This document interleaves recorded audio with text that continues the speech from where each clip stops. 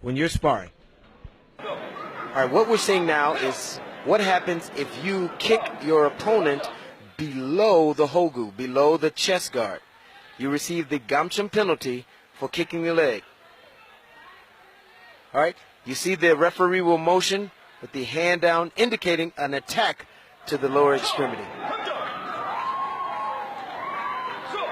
Now, if an athlete lifts his leg, his cut kick lower than the hogu, you have to immediately follow that lift with a subsequent technique. If you do not follow that with another technique, with an attempt to score, you will receive the gamchum penalty.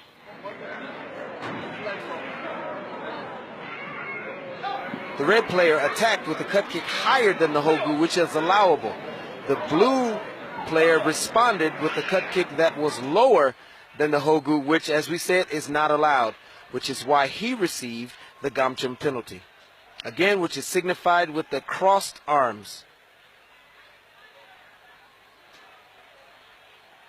The blue player lifted the cut kick lower than the hogu, but immediately followed it with a technique, which is allowable. As long as a technique immediately follows that technique, you are able to follow up without receiving a gamchum penalty. Red player pushed while the blue player was attempting a technique. Because he pushed while the blue player was attempting the technique, he received the gamchum penalty for pushing, and the blue player did not receive the gamchum penalty for falling. In a clinch, the blue player pushed to create space. The red player fell. He received the gamchum penalty for falling. Again, he receives this gamchum penalty because he was not attempting a technique. Now, that varies when we get to the boundary. The blue player created space by pushing the opponent, but he pushed him out of bounds, which results in a gamchum penalty, which is indicated by thrusting the hands forward for the pushing motion. Red player does a back kick. Blue player counters with a cut kick to the butt, which is lower than the hogu or the chest guard. This results in the blue player receiving a gamchum penalty. Again, the referee signifies we're kicking low. Blue player lands a cut kick on the chest guard. The red player slides back out, or is forced back out of bounds. The red player still receives the gamchum penalty for going outside of the boundary. That deduction is illustrated by the flipping of the hand.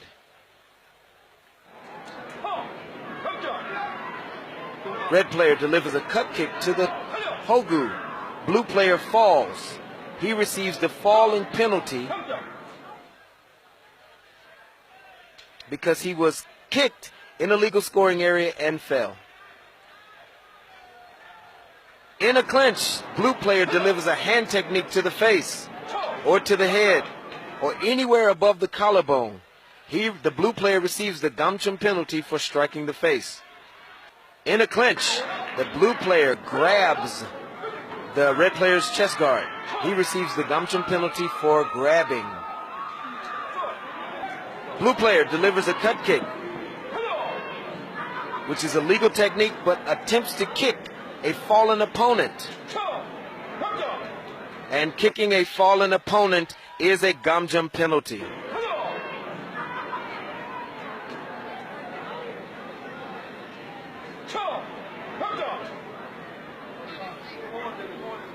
So even if an athlete lifts his leg for the cut kick and it's above the hogu and it's an acceptable height, you still have a maximum of 3 seconds to have your foot off the ground before you receive the gamchum penalty.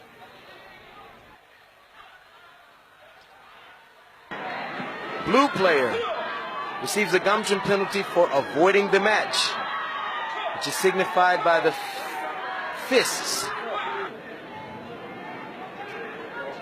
Now the blue player receives a gamchum penalty for unsportsmanlike conduct, taunting or goading another opponent, which we must note is not the way Mr. Robinson, Ethan Robinson, the blue player, carries himself.